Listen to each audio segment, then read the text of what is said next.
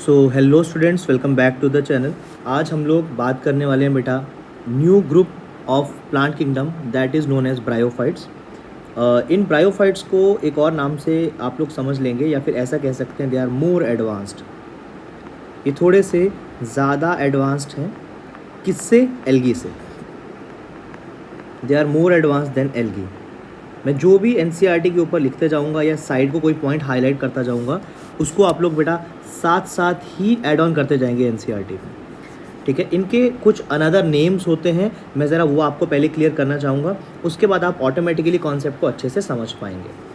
तो first name होता है बेटा इनका, इनको बोला जाता है नॉन वेस्कुलर क्रिप्टोगैम्स। अब ये लाइन ऐसा मत सोच लेना आप लोग कि ये सिर्फ ये जो मैंने सेंटेंस लिखा कि ये सिर्फ अपने पास ब्रायोफाइट्स के लिए है। नहीं बेटा, एल्गी के लिए भी यही है, बट यहाँ पे मैंने इसको क्यों ओपन किया तुम्हें क्लियर हो जाएगा। नॉन वेस्कुलर का मतलब क्या हुआ बेटा कि यहाँ पे जो ये वेस्कुलर सिस्टम है, वेस्कुलर सिस्टम समझते होंगे, बोले तो जाइलम एंड फ्लोएम। ठीक है, ये दोनों की दोनों चीज़ें क्या है बेटा? अब्सेंट। दूसरा क्रिप्टोगैम्स। क्रिप्टोगैम्स हम लोग ज़्यादातर किस चीज़ को बोलते हैं बेटा? जो कि जिसके अंदर सीड फॉर्मेशन अब्सेंट होता है, तो उनको बायो में बोला जाता है नॉन सीड बियरिंग। मतलब सीड जो है यहाँ पे वो अब्सेंट है, राइट। दूसरा, इनको एक और नाम से जाना जाता है, they are also known as non spermatophytes. Non spermatophytes क्यों बोला होगा? स्पर्मा मीन सीड बेटा, तो यहाँ पे भी सीड फॉर्मेशन अब्सेंट है, इसलिए बोल दिया नॉन स्पर्मेटोफाइट्स। एक और नाम से जाना जाता है बेटा which is known as amphibians, amphibians of plant kingdom, amphibians of plant kingdom. Why they are known as amphibians? Because ये अपनी लाइफ साइकिल को तो ज़्यादातर ज़मीन पे ही कंप्लीट करते हैं। They are basically terrestrial plants, but they require water for the fertilisation. तो यहाँ पे याद रख लेंगे कि हैं ये कैसे प्लांट्स बेटा? They are terrestrial plants, they are the terrestrial plants but require water for fertilization। तो ज़रा ये चीज़ तुम्हें अच्छे से याद रख लेनी है, बिना पानी की अपनी लाइफ साइकिल को ये कंप्लीट नहीं कर सकते हैं। अगर कोई बोले कि ये जो ब्रायोफाइट्स है बेटा ये हमारे पास किस तरीके के प्लांट्स होते हैं, तो तुम्हें याद रख लेना है बेटा ये जो हैं they are thalloid plants. Usually thalloid भी हो सकते हैं, बट कई बार इसको लीफी भी बोला जाता है, लीफी भी हो सकते हैं। अब ये कैसे याद रखना है तुम लोगों को, ज़रा मैं एक वर्ड यहाँ पे यूज़ करूँगा, ध्यान से सुन लेना। इसके बेटा मेरे पास टोटली 2 टाइप्स होने वाले हैं। ठीक है, फर्स्ट वन को मैं बोल दूंगा liverworts and the second one is known as mosses. अगर कोई तुम्हें पूछ ले कि इन दोनों में से ज़्यादा एडवांस कौन से वाले हैं, तो यहाँ पे मॉसिस को याद रख लेना, दे आर मोर एडवांस्ड। ठीक है, अब यहाँ पे मोर एडवांस होने के बहुत सारे फीचर्स हैं, आप आगे एनसीईआरटी में देखते जाएंगे, बट यहाँ पे एक चीज़ याद रख लीजिए, जो लीवर वर्ड्स होते हैं दे आर यूजुअली थैलॉइड। यहाँ पे थैलस प्रेजेंट होता है, ठीक है, बट समटाइम्स ये लीफी भी होते हैं बेटा, समटाइम्स लीफी। लेकिन अपने पास जितने भी मॉसिस हैं ऑल आर लीफी। ये लीफ जैसे होते हैं, लीफ नहीं होती बेटा इनके अंदर। अब डाउट एक और शुरू होता है कि कोई एक ऐसा एग्जांपल बताइए जो कि अपने पास लीवर वर्ट है लेकिन थैलॉइड है। एनसीईआरटी के अकॉर्डिंग एग्जांपल दे रखा है बेटा मार्केंशिया। ठीक है, और लीफी लीवर वर्ट का एग्जांपल होता है बेटा पोरेला। सिमिलरली अगर मैं बात करूं यहाँ पे लीफी मॉसिस की, लीफी लीवर वर्ट नहीं, लीफी मॉस की बात करूं, तो ये मेरे पास आएगा स्फेग्नम, फ्यूनेरिया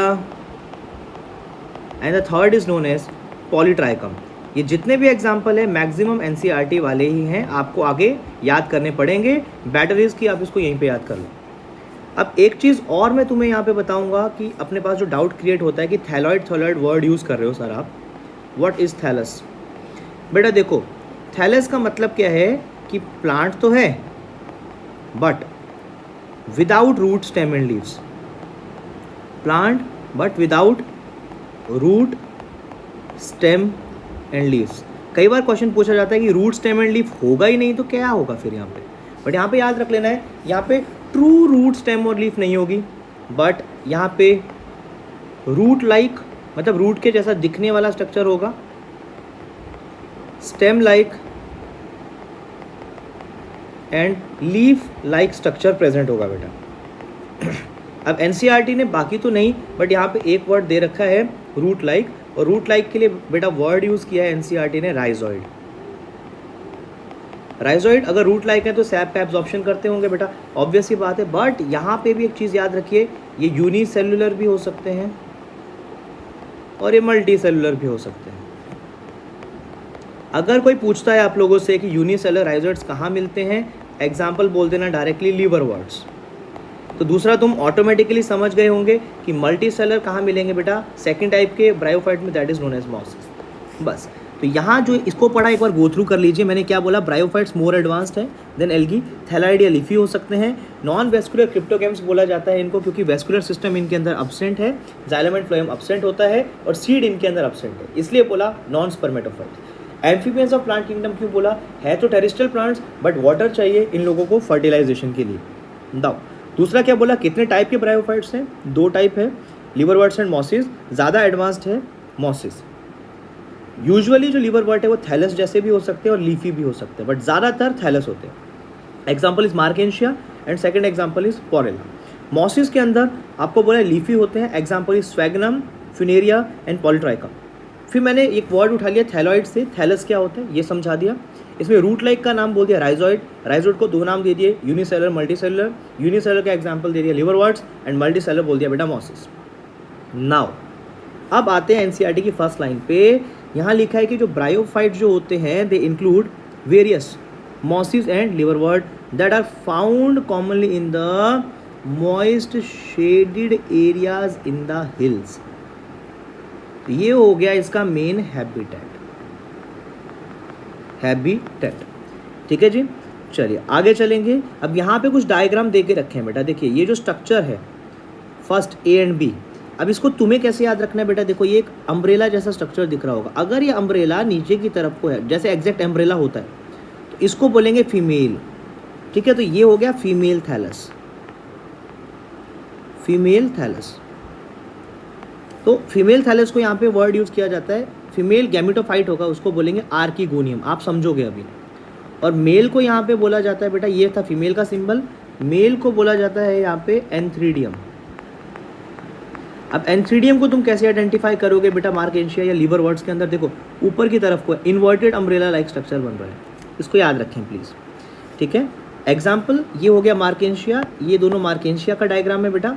जो नेक्स्ट वाला है दिस इज फ्यूनेरिया। फ्यूनेरिया के अंदर गैमेटोफाइट एंड स्पोरोफाइट दिखाया है, बट आप इसको लाइफ साइकिल में अभी समझोगे, अभी नहीं क्लियर होगा आपको ये। And last is स्फेग्नम। तो बस इतना याद रख लीजिए, ये एक मॉस का डायग्राम है, ये एक मॉस का डायग्राम है, और ये जो ऊपर वाले डायग्राम थे they were the diagrams of liverworts. Got it. चलो बेटा अब मैं चलूँगा आगे, 1 बाय 1 अच्छे से एक्सप्लेन करते हैं।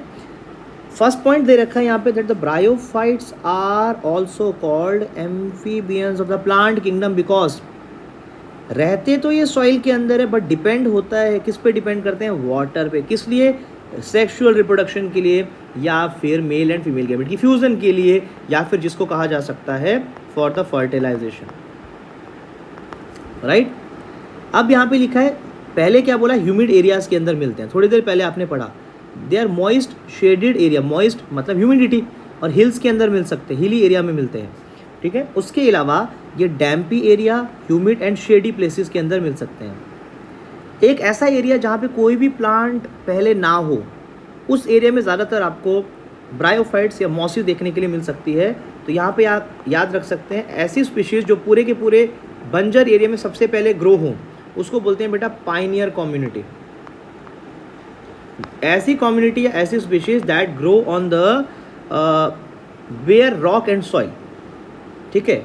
अब नेक्स्ट पॉइंट ये भी मैंने आपको बता दिया था that the body, plant body of the bryophytes is more differentiated, बोले तो more advanced than that of algae. Thallus होता है यहाँ पे, बोला ये प्रोस्ट्रेट हो सकता है, इरेक्ट हो सकता है, किसके थ्रू, सॉइल से अटैच होगा, रूट लाइक स्ट्रक्चर से, जिसका नाम क्या है, राइजोइड्स। राइजोइड कितने तरीके के हैं, दो तरीके के, यूनिसेलुलर एंड मल्टीसेलुलर। याद करिए मैंने क्या बोला, यूनिसेलुलर अभी थोड़ी देर पहले कहा था आप लोगों ने, they are found in liverworts, right. And multicellular का एग्जाम्पल आप लोगों ने बोला था बेटा मॉसिस, ठीक है। अब क्या लिखा है, इनके अंदर ट्रू रूट हमने पढ़ा था अभी, true stem and true leaves absent है, बट यहाँ पे root like, leaf like and stem like structure present है। अब इसके आगे ज़रा मैं पहले आपको समझाऊंगा, फिर उसके बाद आप एनसीईआरटी की तरफ चलिए। देखिए बेटा यहाँ पे क्या लिखा गया है, फोकस रखना। लिखा है कि जो प्लांट बॉडी होती है ब्रायोफाइट की,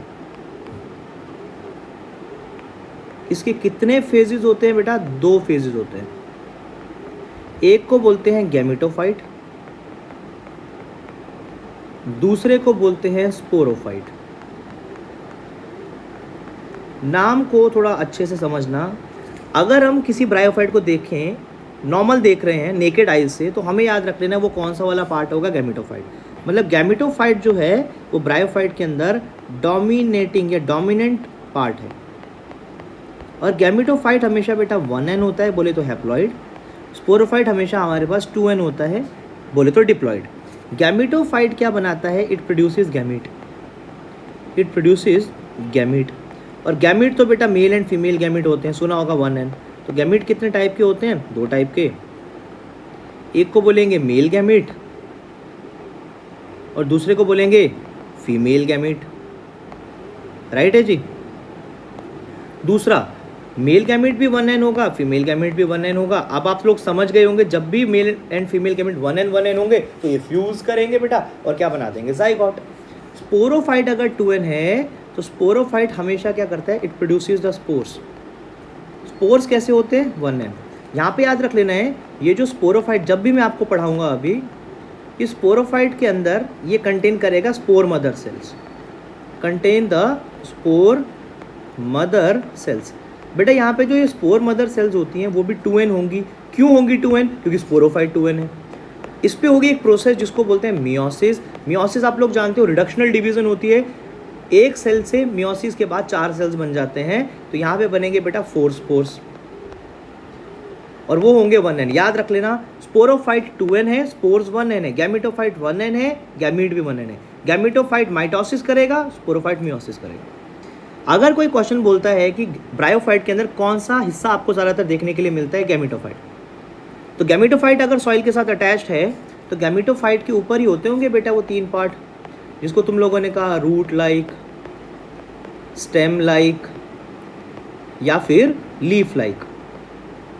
कई बार क्वेश्चन पूछा जाता है कि गैमेटोफाइट के ऊपर थैलस होता है। यस, गैमेटोफाइट कंटेन्स थैलस, या फिर कह सकते हो थैलस कंटेन्स गैमेटोफाइट। ऑलराइट, अब चलता हूँ एनसीईआरटी की तरफ दोबारा से, बिल्कुल अगेन फोकस कर लीजिए। देखिए क्या लिखा है बेटा, the main plant body of the bryophyte is haploid. Haploid मैंने क्या बोला था, गैमेटोफाइट। गैमेटोफाइट क्या बनाएगा, गैमीट्स। तो ऐसी प्लांट बॉडी जो कि हैप्लॉइड है उसका नाम है गैमेटोफाइट, और वो क्या बनाएगी, गैमीट। यहाँ पे गैमेटोफाइट भी 2 तरीके का होगा। अगर कोई तुम्हें बोले what are the type of gametophytes, यार गैमीट बनाने हैं तो एक बना रहा था मेल गैमीट, एक बना रहा था फीमेल गैमीट। तो गैमेटोफाइट भी तो 2 तरीके के होने चाहिए, लड़का गैमेटोफाइट, लड़की गैमेटोफाइट, राइट। तो इसको सिंपल लैंग्वेज में बोला जाए, एक होता है बेटा एंथ्रीडियम और दूसरा होता है हमारे पास आर्कीगोनियम। कंफ्यूज नहीं करना है, मैं सिर्फ एनसीईआरटी समझा रहा हूँ। जो एंथ्रीडियम है वो है मेल गैमेटोफाइट, मेल गैमेटोफाइट, ठीक है। और जो आर्कीगोनियम है दिस इज फीमेल गैमेटोफाइट। तो ये अगर कोई पूछे कि एंथ्रीडियम एंड आर्कीगोनियम कैसे हैं, गैमेटोफाइट कैसा है, इट इज़ मल्टी सेलुलर।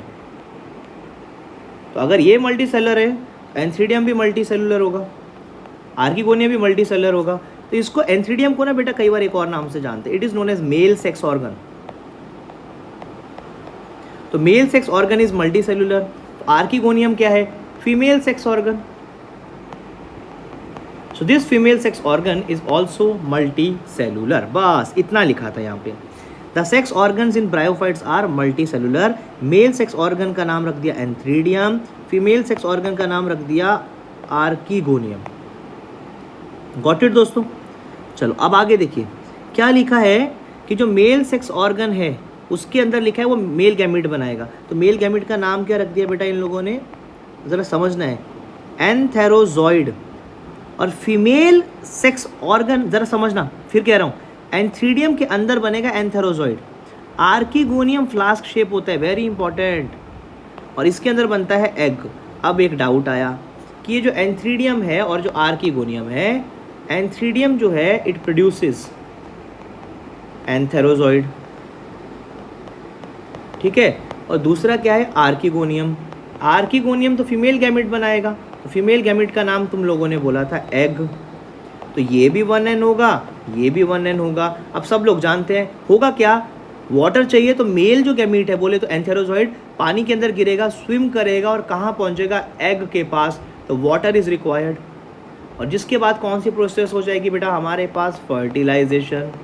एक बार फर्टिलाइजेशन हुई तो male and female gamete fuse करेगा और क्या बनाएगा बेटा, जाइगोट। जाइगोट क्या होता है, 2n। अब ये जो जाइगोट है ये नंबर ऑफ माइटोसिस करेगा, और अगर एक बार जाइगोट ने बहुत सारी माइटोसिस कर दी तो ये किस में कन्वर्ट हो जाएगा बेटा, एम्ब्रियो में, और एम्ब्रियो होता है 2n। एक चीज़ और याद रखनी पड़ेगी मेरे बेटा कि अपने पास जो ये ब्रायोफाइट्स होते हैं इनको फर्स्ट एम्ब्रियोफाइट्स के नाम से भी जाना जाता है। They are also known as first embryophytes. मतलब कि एम्ब्रियो सबसे ज़्यादा पहले किसके अंदर देखने के लिए मिला था हमें, ब्रायोफाइट्स के अंदर। Got it? चलिए आगे देखते हैं। अब क्या लिखा है मैंने बताया, एंथेरोजॉइड जो है वो रिलीज होगा, किसके अंदर रिलीज होगा, पानी के अंदर। वो किसके कांटेक्ट में आएगा, आर्कीगोनियम में। आर्कीगोनियम के अंदर कौन बैठा है, एग। फिर ये एंथेरोजॉइड फ्यूज करेगा, एग तक पहुंचेगा और क्या बना देगा, जाइगोट।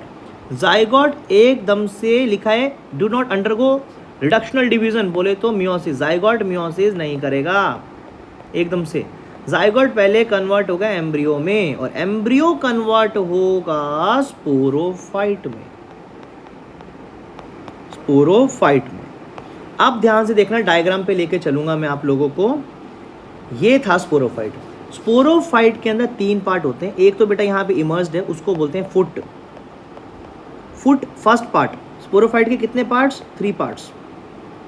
एक है फुट, ठीक है, फुट को बोल दिए बेसल पार्ट, बेस वाला पार्ट है। दूसरा बोलते हैं बेटा सीटा को। सीटा इज द लॉन्गेस्ट पार्ट। अगर कोई बोले कौन सा ऐसा ब्रायोफाइट है जिसके अंदर लॉन्गेस्ट सीटा है, तो यहाँ पे फ्यूनेरिया मेंशन करके रखा है, देखो फ्यूनेरिया के अंदर लॉन्गेस्ट सीटा होता है, सबसे बड़ा सीटा इसके अंदर प्रेजेंट होता है।